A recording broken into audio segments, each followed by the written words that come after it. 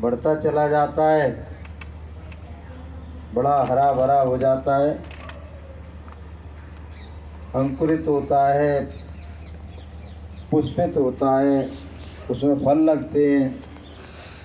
फिर उसके बाद थोड़े दिन के बाद वो सूख जाता है, विनष्ट हो जाता है, दुनिया से उसका अता पता मिट जाता है। इसी तरह से संपूर्ण सृष्टि का यही विधान है, इंसानों के लिए भी यही विधान है। उत्पत्ति और वृद्धि और फिर प्रलय। और इसके लिए परमात्मा ने अपने तीनों जो बेटे हैं उनको ये काम सौंप रखा है। एक सृजन कर रहे हैं, एक पालन कर रहे हैं, एक संहार कर रहे हैं। सृजन कौन कर रहे हैं? ब्रह्मा जी सृजन कर रहे हैं। पालन कौन कर रहे हैं? विष्णु जी पालन कर रहे हैं। और संहार कौन कर रहे हैं? शंकर भगवान संहार कर रहे हैं। और हमारी मट्टी पलीत हो रही है। परमात्मा हमको नाना प्रकार की देहों में डालकर इसी क्रम में आगे बढ़ाता है, पैदा करता है, वृद्धि करता है, फिर विसर्जन कर देता है। यानी कि हमारा यहाँ कोई स्थायी मुकाम नहीं है, जो आता है उसको जाना पड़ता है। चाहे आप राजा बन जाओ, चाहे दुनिया में रंक बन के रहो, कि आए हैं सो जाएंगे, और राजा रंक फकीर, और एक सिंहासन चढ़ चले, और एक बंधे जंजीर। जो जिस आया है उसको जाना पड़ेगा, चाहे रंक बन के आओ, चाहे राजा बन के आओ। लेकिन हमारा जीवन किस तरह से हमने जिया, उसके हिसाब से एक तो सिंहासन पर चढ़ के जाएगा और एक जंजीरों में बंध के जाएगा। पाप पुण्य का विधान परमात्मा ने बना दिया है। यदि आपने पाप कर्म किए, बुरे कर्म किए, अनैतिक कर्म किए, जो मानव को नहीं करना चाहिए, ईश्वरों के विधान को तोड़ा, तो आपको निश्चित तौर पर जंजीरों में बंध के जाना ही पड़ेगा। उससे आप बच नहीं सकते हो। जो भी ईश्वर के विधान को तोड़ेगा, ये परमात्मा उसको सजा देगा। और जो भी ईश्वर के विधान का पालन करेगा, सत्य, दया, प्रेम, करुणा को जीवन में धारण करेगा, परमात्मा का नाम लेगा, परमात्मा का भजन करेगा और सत्कर्म करेगा, तो उसको भगवान पुरस्कार देता है, सिंहासन पर बिठा के ले जाते हैं। अच्छा, वहाँ से जो आते हैं उनकी भी वैरायटी अलग है। जो यम हैं वो जंजीरों में बांध के ले जाते हैं, और जो गढ़ हैं वो सिंहासन पर बैठा के ले जाते हैं। गुरु महाराज कहते हैं कि उनको तो ऐसा बुरा बनाया है, इतना भद्दा और इतना क्रूर बनाया है, और इतने वो भयानक हैं। कहते हैं ना भैया उसका हार्ट अटैक हो गया, वो मर गया। अरे भैया, हार्ट अटैक कैसे होगा पता है आपको? गुरु महाराज कहते हैं वो सीधे चले आते हैं नाम लेके, और जैसे ही तुम्हारे सामने आके खड़े हुए तो तुम्हारा भय के मारे हार्ट धड़कना बंद हो जाता है, दिल बैठ जाता है, और तुम्हारी फौरन मृत्यु हो जाती है। इतने भयानक हैं वो। तुम इस विधान को मानो नहीं मानो, लेकिन सबके साथ यही घटित होने वाला है।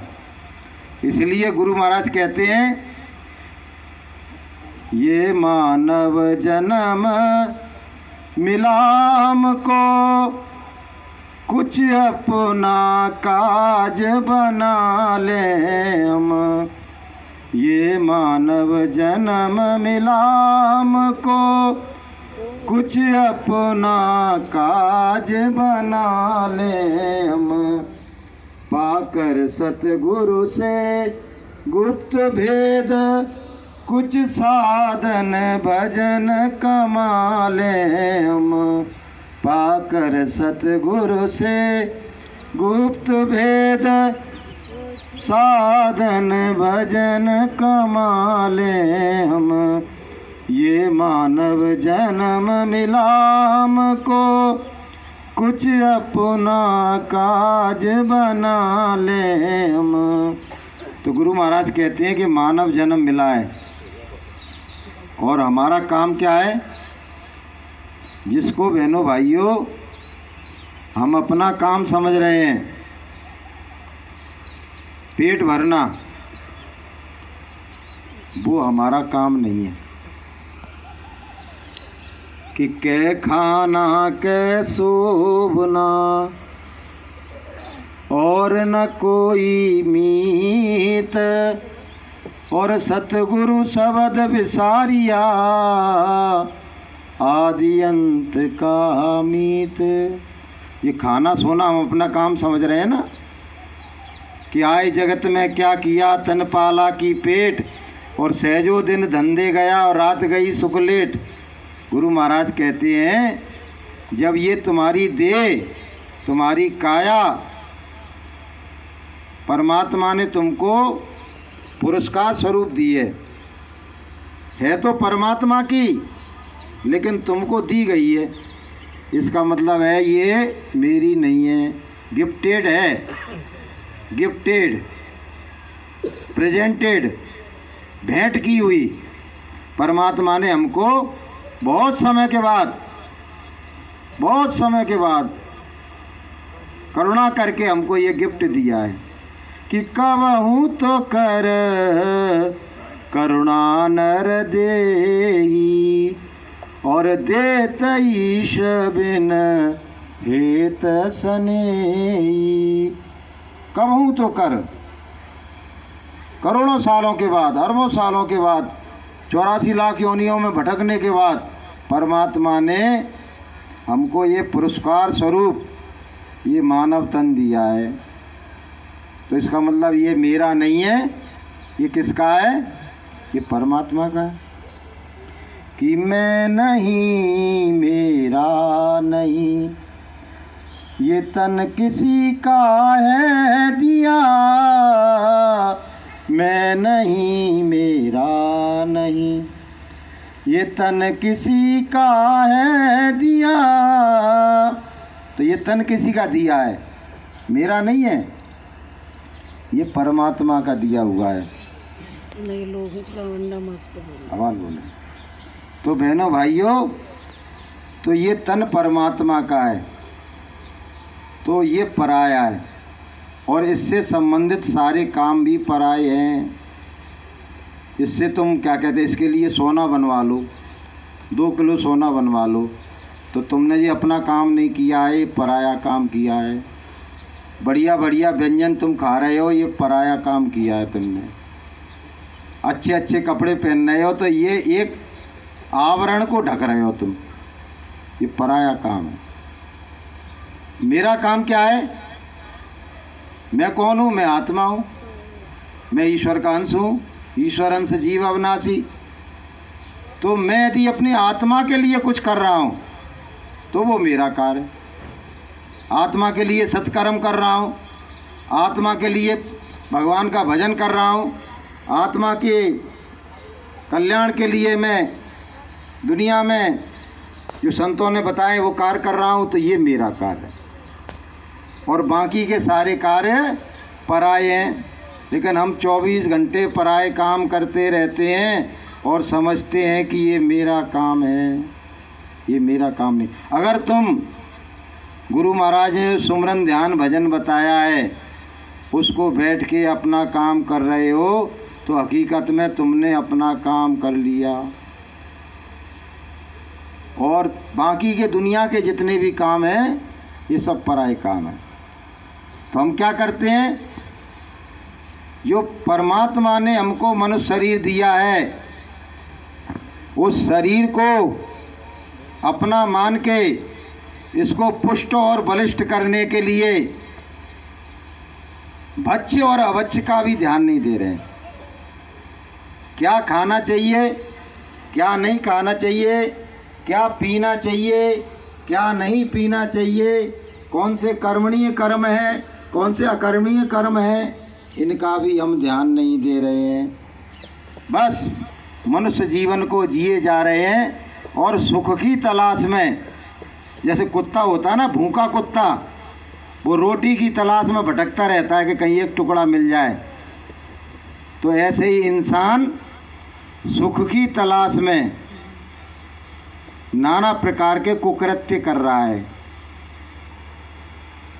नाना प्रकार के बुरे कार्य कर रहा है कि कहीं से मुझे सुख मिल जाए, जिव्या से सुख मिल जाए, इंद्रिय भोग से सुख मिल जाए, हाथ पैरों से सुख मिल जाए, आँखों से सुख मिल जाए। वो सुख वो मिलने वाला नहीं। मिलता है, जो मिलता है वो कैसा है, क्षणिक है, अस्थायी है, अधूरा है, उसे तृप्ति होती नहीं है, इसलिए इंसान बार बार उनको करता रहता है। और जो आत्मा का सुख है, गुरु महाराज कहते हैं, वो मुकम्मल है, स्थायी है और पूरा है। एक बार तुमको आत्म सुख मिल जाए तो फिर तुम सुख की तलाश में नहीं भटकोगे। कि आत्म ज्ञान बिना नर भटके, कोई मथुरा कोई काशी, और जैसे मृगा नाभि कस्तूरी, बन बन फिरत उदासी, मुझे सुन सुन आवत हंसी, और पानी में मीन प्यासी, और मुझे सुन सुन आवत हंसी। गुरु महाराज कहते हैं कि जो जिस सुख की तलाश तुम सदियों से कर रहे हो, वो आज तक तुमको नहीं मिला। क्यों नहीं मिला है? क्योंकि इंद्रियों के घाट पर वो है ही नहीं है। इंद्रियों के घाट पर बैठ के उसको पाया नहीं जा सकता है। उस स्थायी सुख को, उस परम आनंद को, उस परम शांति को, उस परम माधुर्य को प्राप्त करने के लिए तुम्हें आत्मा के घाट पर आना पड़ेगा। इंद्रियों के घाट से उठ के, कामी बन के, क्रोधी बन के, लोभी बन के, मोही बन के तुम कहो कि हमको आत्मा का सुख मिल जाए, मिलने वाला कभी नहीं मिलेगा। भजन भी करोगे तो भी नहीं मिलेगा, ये बात और समझ लो। भजन भी करोगे तो मिलने वाला नहीं है। क्योंकि संतों ने क्या कहा, जहाँ रात वहाँ दिन नहीं, जहाँ दिन है नहीं रात, और दोनों एक साथ ना रहे, रवि रजनी एक साथ। सूरज आता है तो चंद्रमा विलुप्त हो जाता है, और जब रात को चंद्रमा निखर आता है तो दिन का सूरज कैसा हो जाता है, दिखता है क्या? नहीं। अच्छा, रात को कौन को सूरज दिखता है, बोलो? किसी को नहीं दिखता है।